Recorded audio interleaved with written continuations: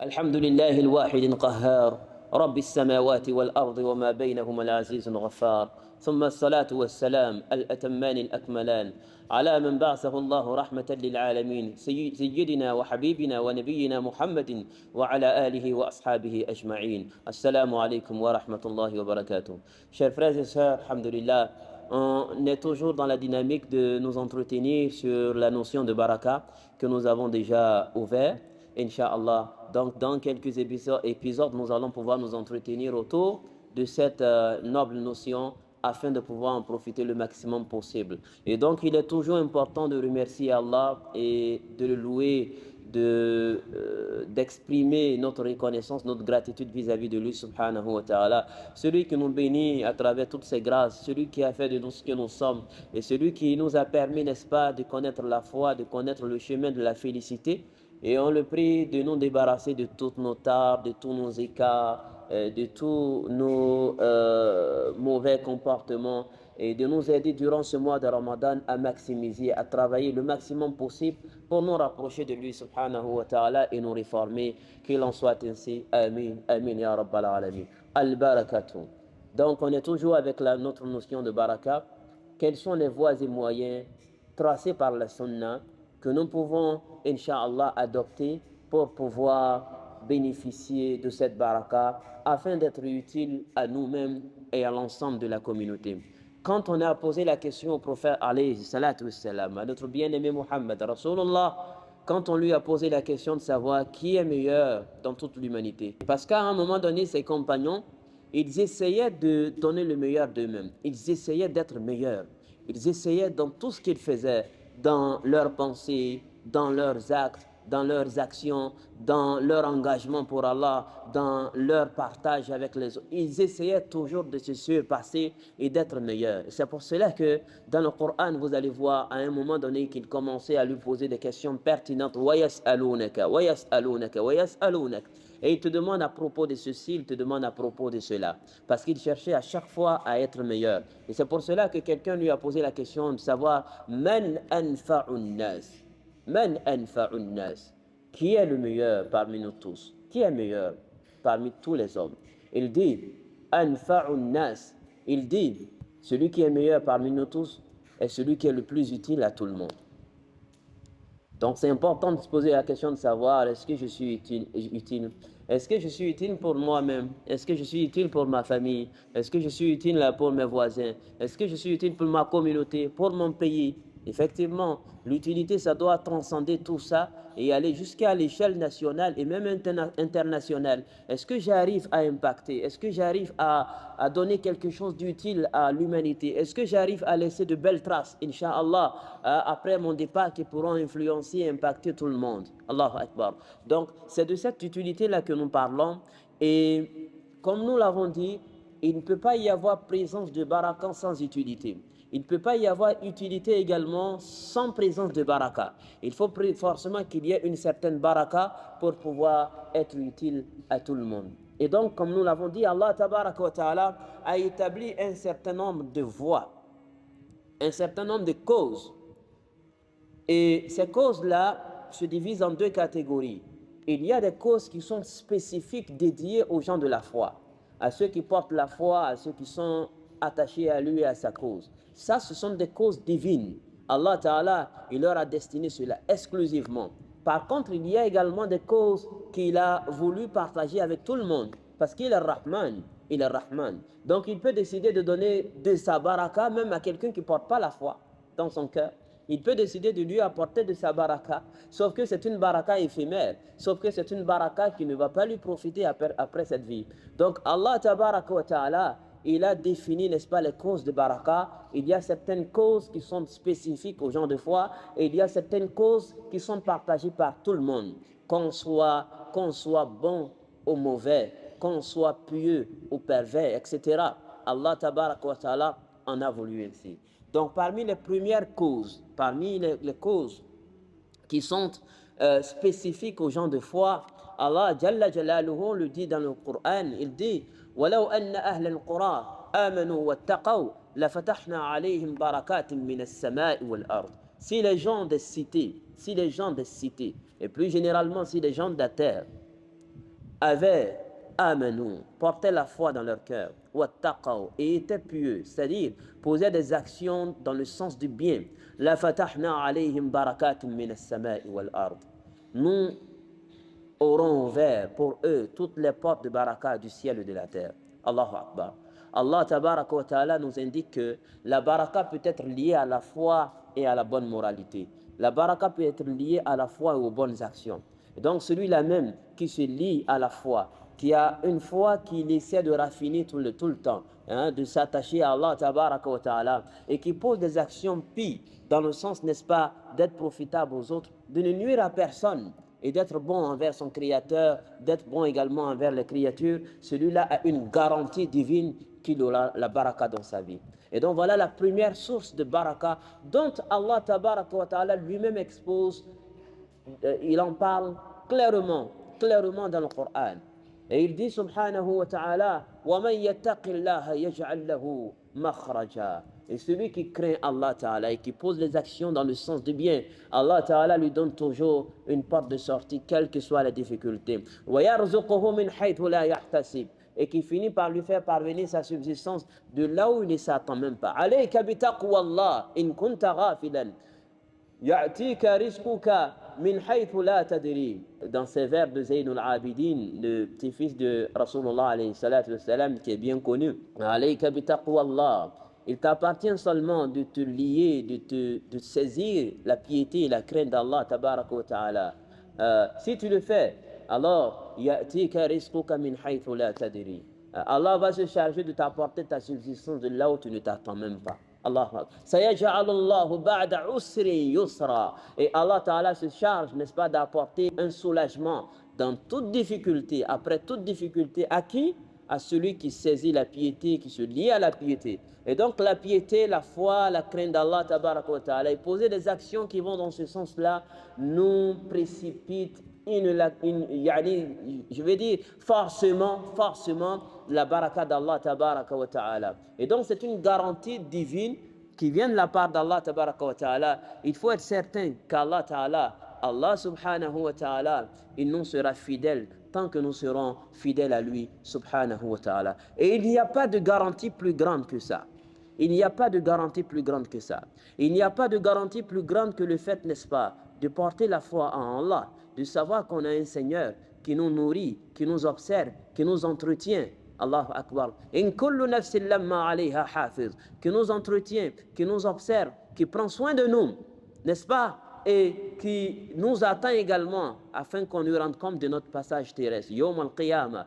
Donc, garder cette foi en nous là, et puis travailler dans le sens, n'est-ce pas, de son agrément et de sa satisfaction, il n'y a pas de garantie plus grande que ça.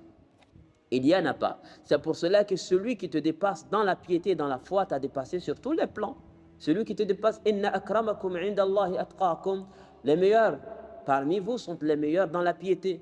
Donc celui qui te dépasse dans la piété t'a dépassé sur tous les plans. Allah nous donne la bonne compréhension. Et donc, c'est pour cela qu'il faut travailler chacun d'entre nous, afin qu'on soit parmi les gens qui portent la foi. Et Rasulullah alayhi salatu salam, il faisait des doigts dans ce sens-là, de demander à Allah Ta'ala de renforcer sa foi, de demander à Allah Tabaraka wa Ta'ala de toujours travailler à l'augmentation de sa foi. Allahumma inni as'aluka imanan kamila. Allah, je te demande une foi complète. Allahumma inni as'aluka imanan la yartat.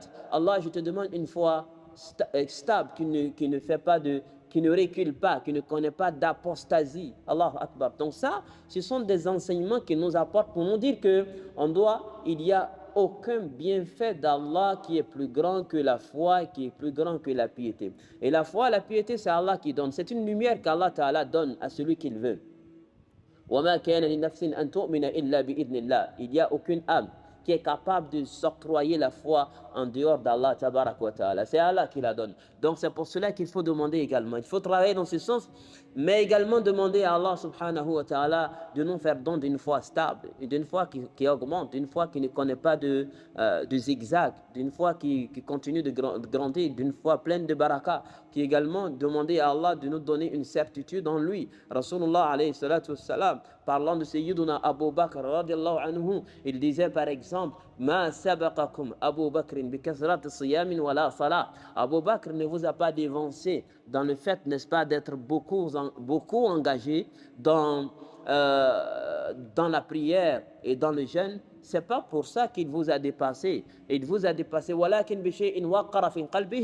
vous a dépassé dans le fait qu'il y a dans son cœur quelque chose qui est exceptionnel. C'est-à-dire la confiance en Allah tabaraka wa ta'ala. C'est-à-dire quoi? C'est-à-dire l'attachement à Allah subhanahu wa ta'ala et l'intimité avec Allah jalla jalalu. Voilà donc la première source de baraka. Si on veut qu'Allah nous bénisse, si on veut qu'Allah bénisse notre vie, si on veut qu'Allah bénisse nos actions, si on veut qu'Allah Ta'ala bénisse nos entreprises, nos enfants, etc., il faut qu'on s'accroche à lui. Il faut qu'on soit parmi les gens qui ont une pleine foi, une pleine confiance en lui. Et celui qui a confiance en Allah, Allah Ta'ala suffira à cette personne. Alaysa Allahu bikafin abda. Allah n'est-il pas suffisant pour son serviteur? Allahu Akbar. Donc accrochons-nous à la piété, à la foi et tout ce que ça implique. Tout ce que ça implique comme confiance en lui, tout ce que ça implique comme humilité vis-à-vis de lui, tout ce que ça implique comme crainte révérentielle, tout ce que ça implique, n'est-ce pas, comme espoir en lui, subhanahu wa ta'ala, comme bonne moralité, etc. Accrochons-nous à tout ça et nous allons voir que nos actions seront bénies et nous allons voir également que tout ce qu'Allah va nous donner également sera béni, insha'Allah tabarak wa ta'ala. Donc la piété, la foi et la piété sont la première source de baraka. Ensuite, la seconde source de baraka, c'est évidemment notre suivi vis-à-vis de Rasulullah alayhi salatu wassalam. Notre degré de sincérité vis-à-vis de lui subhanahu wa ta'ala. Notre loyauté vis-à-vis de Rasulullah alayhi salatu wassalam. Comment est-ce que nous nous comportons vis-à-vis de lui? Comment est notre degré de fidélité, de confiance dans sa pratique, dans son mode de vie, dans le fait de lui obéir, dans tout ce qu'on aime, dans tout ce qu'on n'aime pas, etc. Combien de fois nous sommes prêts à avancer dans ce sens-là et à lui obéir? C'est pour cela que Allah tabaraka wa ta'ala nous dit قُلْ إِن كُنْتُمْ تُحِبُّونَ اللَّهَ فَاتَّبِعُونِي يُحْبِبُكُمُ اللَّهُ وَيَغْفِرْ لَكُمْ ذُنُوبَكُمْ وَاللَّهُ غَفُورٌ رَحِيمٌ. Dis-leur, si vraiment vous aimez Allah, si vraiment vous aimez Allah, que votre prétention à aimer Dieu est sincère, فَاتَّبِعُونِي, suivez-moi donc, يُحْبِبُكُمُ اللَّهُ, Allah va vous aimer. Il va vous pardonner vos péchés. Wallahu ghafurur rahim. Et c'est lui le pardonneur par excellence. Et c'est lui le miséricordieux également par excellence. Et donc, le suivi de Rasulullah alayhi salatu salam est quelque chose d'extraordinaire. Et quand on dit suivre Rasulullah alayhi salatu salam et le prendre comme modèle, ce n'est pas seulement le suivre, n'est-ce pas, dans les choses apparentes, mais c'est aussi le suivre dans tout ce qui est abstrait, dans tout ce qui est caché, dans ses sentiments, dans ses émotions. Tout, c'est tout accepter. Ce n'est pas seulement copier son apparence, c'est aussi le suivre dans tout ce qui est batin, dans tout ce qui est caché en lui. Et c'est important. Et donc, le suivi de Rasulullah alayhi salatu wassalam, ça nous apporte beaucoup de baraka. Et c'est une ordonnance divine. Allah dit subhanahu wa ta'ala, لَقَدْ كَانَ لَكُمْ فِي رَسُولِ اللَّهِ أُسْوَةٌ حَسَنَةٌ لِمَنْ كَانَ يَرْجُو اللَّهَ وَالْيَوْمَ الْآخِرَ وَذَكَرَ اللَّهَ كَثِيرًا. Il y a dans le messager de Dieu, sallallahu alayhi wa sallam, un bel exemple pour celui qui espère rencontrer son Seigneur et avoir la félicité le jour dernier et qui espère figurer parmi les gens qui se rappellent fréquemment leur Seigneur. Et donc ça, c'est une obligation que Allah Ta'ala n'accepte de religion, Allah n'accepte de voie que par l'entremise de ses prophètes et plus particulièrement selon la voie de Rasulullah alayhi salatu wassalam. Vous imaginez quand on apprend la sira de Rasulullah alayhi salatu wassalam, et qu'à un moment donné, durant une période de sa vie, quand il était enfant, on sait qu'il a perdu son père très tôt, avant même qu'il ne naisse. On sait qu'il a perdu également sa mère autour de 6 ans. On sait que les Arabes, ils avaient l'habitude de confier leurs enfants aux Bédouins, donc aux campagnards, aux gens qui vivaient en dehors de la ville, justement pour que l'enfant puisse être préservé des épidémies généralement tombaient dans la majorité des villes. Et deuxièmement, pour que l'enfant puisse grandir sainement et également respirer l'air frais de la campagne. Donc, ils aimaient envoyer leurs enfants dans les petites campagnes à côté pour que l'enfant puisse vraiment avoir une bonne éducation. Et aussi profiter aussi de sa langue maternelle. On sait tout ce que ça comporte dans les villes, les langues en fonction des personnes qui viennent y résider, qui ne sont pas résidents, qui ne sont pas forcément arabes, viennent avec leur civilisation et parfois il y a des langages qui influencent la langue locale, etc. Et au-delà de cela, maîtriser sa langue maternelle, donc ils avaient l'habitude, n'est-ce pas, de confier leurs enfants aux Bédouins et aux campagnards. Les gens de la campagne avaient l'habitude de venir durant les saisons, récupérer des enfants, signer des contrats et ensuite repartir chez eux. On connaît bien l'histoire. L'histoire nous raconte que les gens sont venus de Banu Sa'ad. Ils sont venus pour récupérer les enfants et signer des contrats. Et parmi eux se trouvait une belle dame, une bonne dame du nom de Halima. Halima et son époux sont venus également espérant avoir un bon enfant qu'ils pourront adopter et entretenir. Et malheureusement, ils n'avaient pas grand moyen de pouvoir avoir une bonne monture pour leur voyage. Et donc, l'âne sur lequel ils étaient était un âne chétif et presque maladif. Et donc, tout le monde les a dévancés. Ils ont été parmi les derniers à arriver dans la ville de la Mecque. Les gens qui venaient récupérer les enfants là, ils n'étaient pas forcément, focalisés sur le paiement, le contrat sur lequel ils sont convenus, mais généralement, ils espéraient plus que ça. Ils espéraient avoir, par exemple, un enfant qui est issu d'une famille nantie, pour que, à chaque fois que les parents viennent visiter l'enfant, il apporte des cadeaux. Donc, c'était plus les cadeaux que les parents apportaient qui leur apportaient beaucoup de bénéfices, beaucoup de profits, que même le contrat qu'ils signaient. Malheureusement, tout le monde vient et s'accapare des enfants les plus nantis qui sont là. Jusqu'à ce qu'il y reste cet orphelin, Muhammad sallallahu alayhi wa sallam, qui n'a pas de père. Et il n'a pas de père, ça veut dire que celui qui le prendra ne pourra pas bénéficier de beaucoup de profits. Et également qui est issu d'une famille modeste, qui est issu d'une famille noble au sens propre du terme, mais modeste sur le plan financier. Et donc ça veut dire que ceux qui viendraient le chercher ne pourront espérer que sur le contrat qu'ils vont signer et rien d'autre. Et donc ils sont venus en dernière position, ils n'ont eu aucun enfant qu'ils pouvaient prendre et le dernier qui restait était Rasulullah alayhi salatu wassalam. Et qu'est-ce qu'ils se sont dit? Pour ne pas retourner bredouille, qu'est-ce que nous allons faire? On va choisir cet enfant, on va le prendre quand même et on va retourner chez nous. Comment on va faire? Qu'est-ce qu'on va faire? Donc ils prennent l'enfant et ils s'en vont. Et ils ne savaient pas qu'ils venaient de récupérer un enfant plein de baraka. Elle va elle-même témoigner après que quand ils ont pris cet enfant-là, tout a changé dans leur vie. À commencer par leur monture qui était chétive, qui à peine arrivait à se déplacer. À commencer par cette monture-là. Comme si cette monture on venait de lui injecter quelque chose d'extraordinaire. Et la monture a retrouvé de la vigueur, a retrouvé de la force et a commencé à rattraper toute la cohorte, toute la délégation, jusqu'à la dépasser. Et à chaque fois quand il dépassait des éléments de la caravane, les gens disaient: oh Halima, qu'est-ce que tu as donné à ta monture? Qu'est-ce que tu as donné à ta monture? Parce que cette monture était méconnaissable. Allahu Akbar. Donc Allah Ta'ala a réformé déjà la monture là, parce qu'il y avait sur le dos de cette monture un enfant béni. Allahu Akbar. Quand ils sont arrivés, elle témoigne que ces 2 seins qui étaient suffisants à peine de pouvoir nourrir son enfant, son propre enfant, et ensuite l'enfant qu'elle venait de récupérer, ces seins-là se sont métamorphosés et remplis de lait maternel. Allahu Akbar. Donc assez suffisant pour nourrir et son enfant et pour nourrir l'enfant qu'elle venait de récupérer. Et ensuite, lorsque ces brebis, lorsque ces troupeaux allaient paître, à chaque fois que ces troupeaux se dirigeaient vers un endroit de la terre, cet endroit-là, cet espace-là, reprenait de la verdure.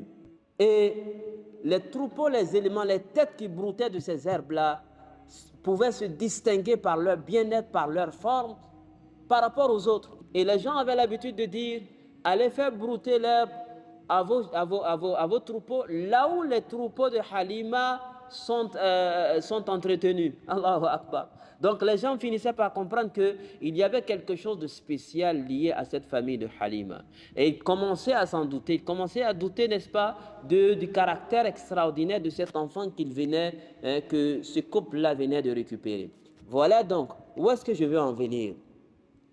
Je vais en venir sur ce point crucial, de dire que voilà des personnes qui sont venues pour du matériel et qui ont choisi un enfant sans savoir la bénédiction qu'il avait et qui l'ont choisi malgré eux-mêmes.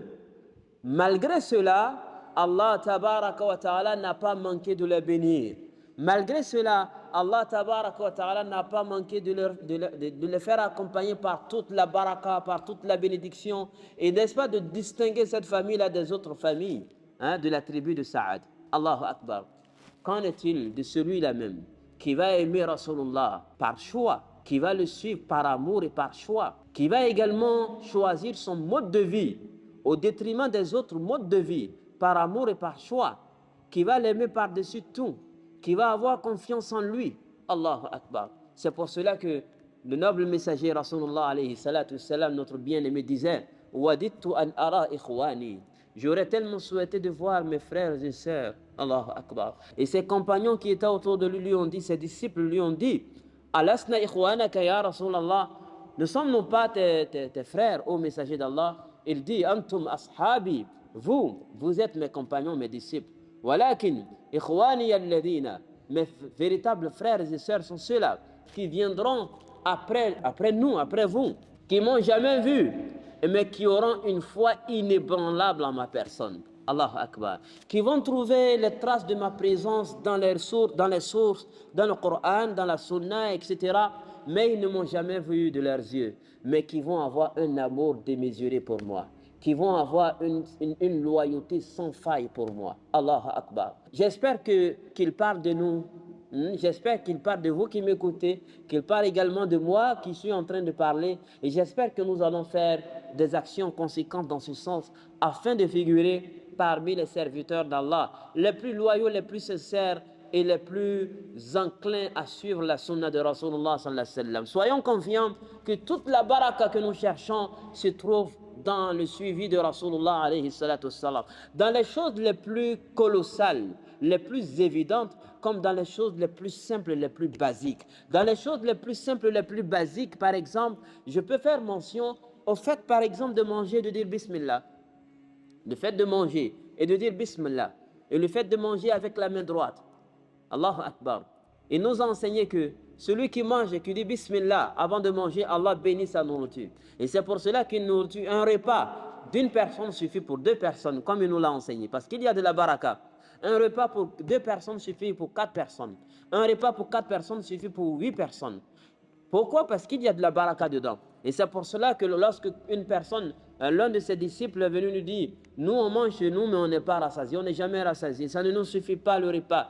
Et il dit sallallahu alayhi wa sallam, est-ce que vous ne mangez pas de manière séparée? Est-ce que vous ne mangez pas chacun son repas, chacun sur sert? Il dit oui, certainement c'est ce qu'on fait. Il dit, rassemblez-vous autour de votre repas et prononcez le nom d'Allah Ta'ala sur votre repas et ce repas vous sera suffisant. Allahu Akbar. Donc mangez par exemple entre frères dans un seul plateau, dans un seul récipient et prononcez le nom d'Allah Ta'ala sur ce récipient-là. Allahu Akbar. Allah va bénir cette nourriture. C'est pour cela qu'il est venu également dans les athar, dans les traces prophétiques, que lorsque Allah Ta'ala est mécontent d'un peuple, lorsque Allah est mécontent d'un peuple, la première des choses, des barakas qu'il enlève de leur vie, c'est la baraka dans leur subsistance, la baraka dans leur nourriture, la baraka dans leur repas. C'est la première des choses qu'il soulève, qu'il enlève, qu'il fait disparaître. Et il dira, Ya barakatu rutafi'i,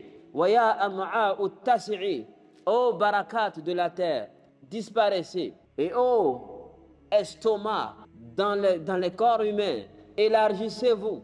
Les gens vont manger, leurs estomacs vont s'élargir sans qu'ils ne soient rassasiés. Qu'Allah nous donne la bonne compréhension. Et donc, se rattacher à la sunna et la pratiquer dans tout ce que nous faisons, s'accrocher au mode de vie de Rasulullah alayhi salatu wassalam est quelque chose d'essentiel. Et combien sont parmi nous les musulmans aujourd'hui qui banalisons ces fêtes-là, qui parfois on se surprend à manger et à boire avec la main gauche et ça ne nous dit rien. On enlève la baraka dans ce que nous sommes en train de prendre. Ça fait partie de valoriser ce qu'Allah nous a donné, que de manger et de prendre cette chose avec la main droite. Allahu Akbar. Et donc ça c'est important. Commençons déjà par ces choses les plus essentielles et nous allons voir ce que ça va nous apporter, Inch'Allah. Commençons déjà par les choses les plus essentielles, les plus basiques, les plus abstraites, qui sont pas palpables, mais qu'Allah sait et qu'il voit. On l'a déjà mentionné ce passage, quand le messager d'Allah sallallahu alayhi wa sallam a dit à son disciple Anas, qui était un jeune garçon qui le servait, il lui a dit oh Anas, si tu peux te lever le matin et le soir, et qu'il n'y a pas de riche, il n'y a pas de tricherie, il n'y a pas d'hypocrisie, il n'y a pas de rancune, de rancœur dans ton cœur pour un individu, pour ton frère, pour ta soeur, pour une tierce personne, fa'fa'al, fais-le. Fa'innahu min sunnati, parce que cela, ça fait partie de ma sunna. Que de se lever le matin, dans ton cœur, tu souhaites le bien pour tout le monde. Tu souhaites que tout le monde réussisse parce que toi, tu aimerais réussir. Tu souhaites que ton voisin qui est à côté, commerçant, réussisse aussi dans son commerce. Tu ne vas pas aller le marabouter, tu ne vas pas aller l'attacher, justement pour que toi tu réussisses. Et combien sont les personnes qui le font? Même parmi les musulmans, qu'Allah nous préserve, combien sont ces personnes-là qui vont attacher, qui vont marabouter, qui vont faire des choses justement pour pouvoir diriger le bien vers eux au détriment des autres personnes. Subhanallah. Quand on veut le bien pour nous, on doit souhaiter également ce bien pour autres que nous. On espère qu'Allah nous pardonne, n'est-ce pas? On espère qu'Allah nous bénisse, etc. Mais comment est-ce qu'on veut qu'Allah nous pardonne alors que nous, on n'est pas prêt à pardonner aux autres? Combien sont-nous qui sont remplis d'esprit de vengeance, qui attendons seulement quelques occasions pour montrer aux gens combien de fois ils nous ont fait mal, hein, pour ramener la pièce de la monnaie aux autres? Subhanallah. Subhanallah. Et donc, il faut qu'on arrive à débarrasser nos cœurs de toutes ces choses-là. Parfois, c'est des choses qu'on ne voit pas. Parfois, c'est des choses qui sont basiques, mais en réalité qui occupent une place essentielle. Il y a beaucoup de nos situations, il y a beaucoup de nos biens, de nos entreprises qui sont bloquées parce que nous-mêmes, on n'est pas bien dans le cœur. On n'est pas bien dans le cœur. Et si Allah voit dans vos cœurs que vous êtes bien, il vous apportera le bien. Al-jaza'ul ihsan illa al-ihsan. Le bienfait a-t-il une autre récompense que le bienfait en lui-même? Qu'Allah nous donne la bonne compréhension. Et donc, ça aussi, ça fait partie, n'est-ce pas, de la sunna de Rasulullah alayhi salatu wassalam, que de partager, hein, de notre humeur, hein, à ceux qui sont autour de nous, dans le sens du positif, bien sûr. Et donc, le fameux hadith de Rasulullah alayhi salatu wassalam, qui est d'ailleurs authentique et qui dit La tadkhuluna al-jannata hatta tu'minu wa la tu'minuna hatta tahabbu. Vous ne serez admis au paradis que lorsque vous serez dépositaire de la foi sincère. Et vous n'aurez pas la foi sincère que lorsque vous allez vous aimer sincèrement. Allahu Akbar. Il a lié ces deux éléments-là de manière intrinsèque. C'est-à-dire jamais l'un sans l'autre. On ne peut pas parler de foi si on n'aime pas l'autre.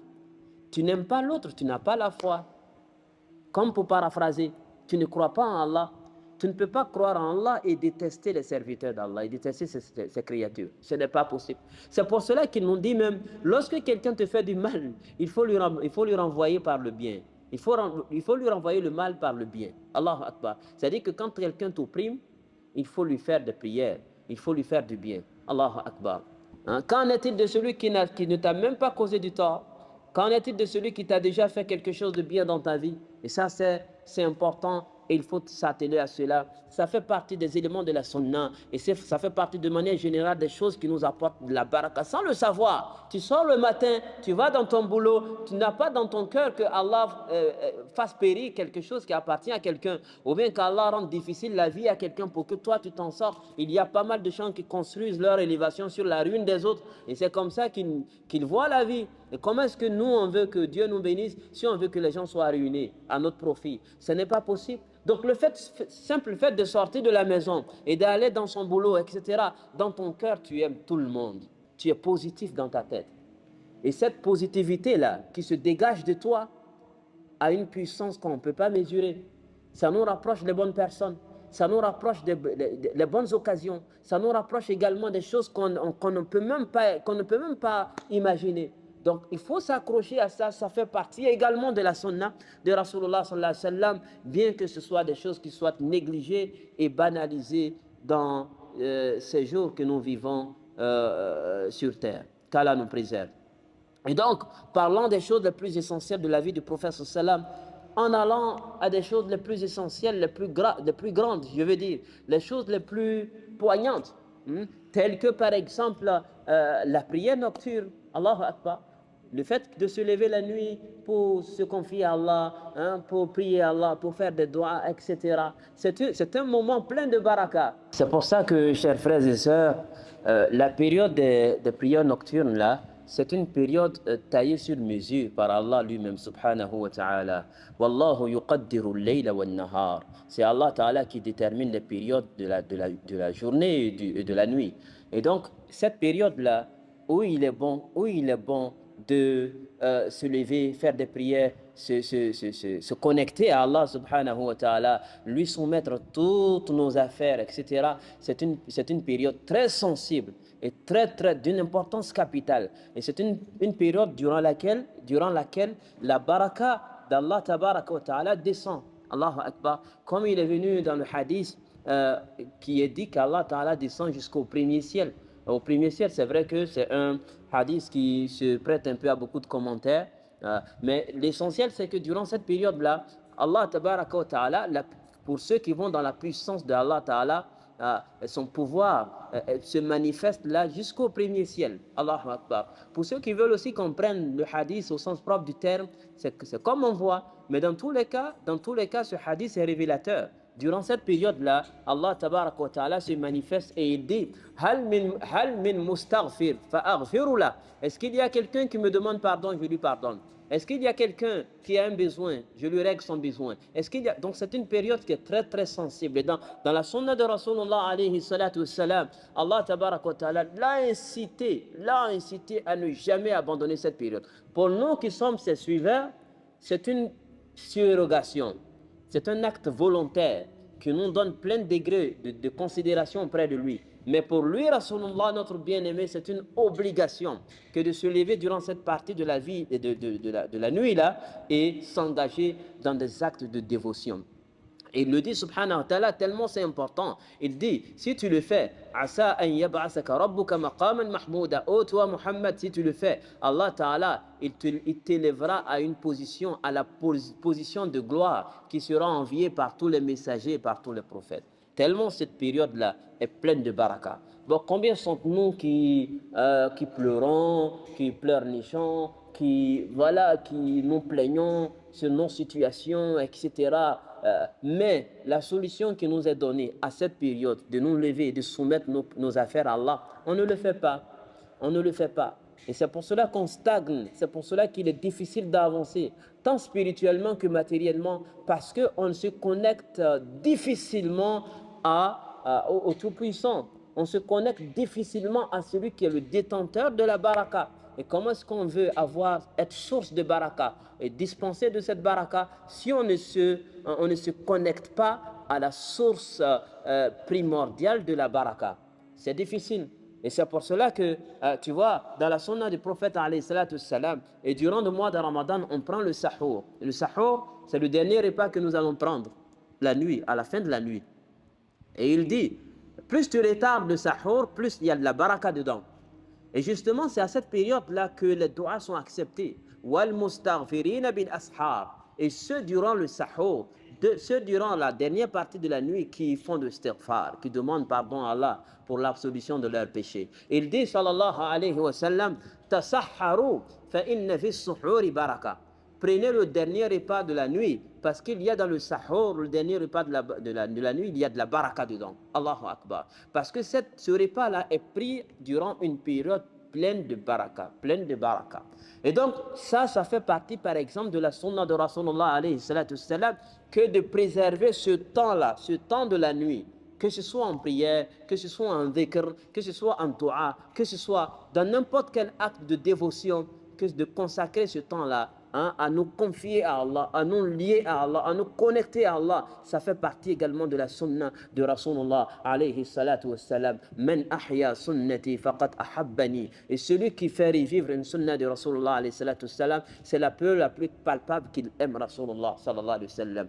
Comme le poète arabe le disait, comme l'érudit le disait, محبة الرسول صلى الله عليه وسلم ليست كلمات تقال فحسب ولا قصصا تروى ولا ترانيم تغنى بل هي اتباع والطاعة تعصي الرسول وأنت تزعم حبه هذا وربي في الفعال شنيع لو كان حبك صادقا لأطعته إن المحب لمن يحب مطيع. Il disait, l'érudit, dans ses vers de poésie, il disait la preuve de notre amour pour Rasulullah alayhi salatu wassalam ne réside pas dans le fait de lui chanter, de lui dédier des chants pour le glorifier.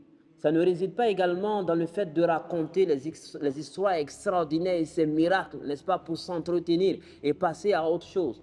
Le véritable amour de considération, de loyauté, de fidélité pour Rasulullah alayhi salatu wassalam, pour sa sunna, c'est le fait de le suivre dans son mode de vie et d'aimer tout ce qui faisait sa spécificité.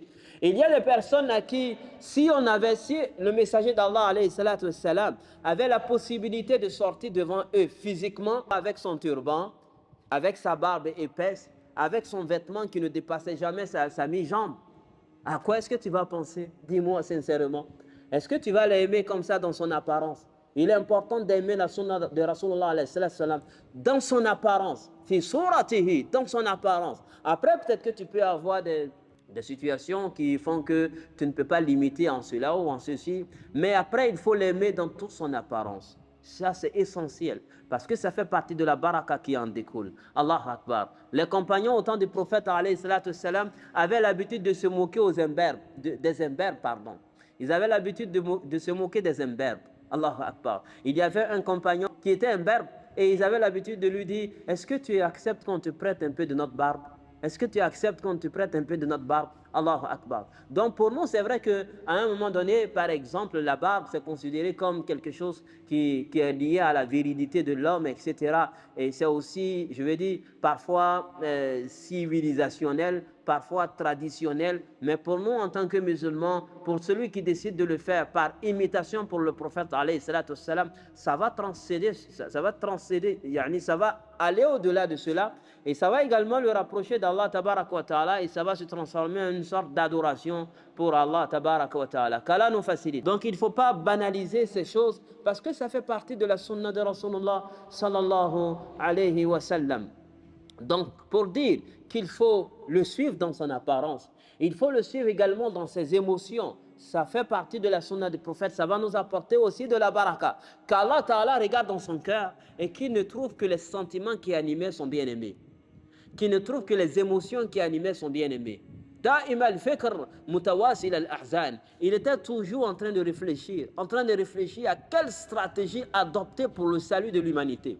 Il réfléchissait à chaque fois. Celui qui réfléchit à son salut, au salut de sa famille, de son quartier, de sa communauté, de l'humanité, etc., est en train d'imiter le Rasulullah alayhi salatu wassalam dans la noblesse de son caractère vis-à-vis de ce qui est abstrait, ses émotions, ses sentiments que Allah aime. Allahu Akbar. Donc il faut également se cramponner à cela, tout ce qui l'animait émotionnellement et sentimentalement.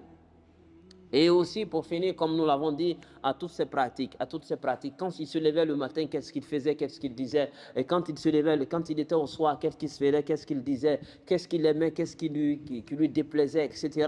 Parce qu'il est le spécimen qu'Allah Ta'ala nous a dédié. Il nous a dit, il faut qu'il soit un miroir pour vous. On se mire en lui pour savoir si on est en phase avec les injonctions divines. Et être en phase avec sa sunna, sallallahu alayhi wa sallam, va nous rapprocher d'Allah non seulement, mais va également nous précipiter toutes les barakats possibles. Et fera de nous des gens pieux, fera de nous des gens profitables et nous aidera à laisser plus d'impact dans nos familles et autour de nous, Inch'Allah, tabaraka wa ta'ala. Accrochons-nous à la sunna de Rasulullah sallallahu alayhi wa sallam. Essayons tous les jours de nous rapprocher davantage, de lui, tant dans ce qui est concret que dans ce qui est abstrait, tant dans ses émotions que dans ses pratiques, etc. Considérons tout et ne vilipendons rien, ne blâmons rien, ne délaissons rien, ne sous-estimons rien. Il ne faut pas se moquer de certaines personnes par des traits qui reviennent à Rasulullah alayhi salatu wassalam. Jamais. Les gens peuvent faire mauvais usage de certaines choses liées au prophète. Mais nous, ça ne nous donne pas carte blanche d'utiliser ces éléments qui sont à la base une sunna et pour nous, n'est-ce pas, pour les rejeter ou bien pour nous moquer de ces personnes-là au risque de nous exposer à une sanction divine. Qu'Allah nous donne la bonne compréhension. Cherchons la baraka. Demandons à Allah Ta'ala de faire de nous des gens bénis. Demandons à Allah Ta'ala de nous donner, de nous transférer de son pouvoir, de nous transférer de sa puissance afin qu'on soit le plus profitable à nous et à l'ensemble de la communauté. C'est toujours votre frère Djibril Koulibaly de la mosquée Al-Iman, la communauté musulmane d'Apata, dans le sens du mouvement de nos jeunes Awardin.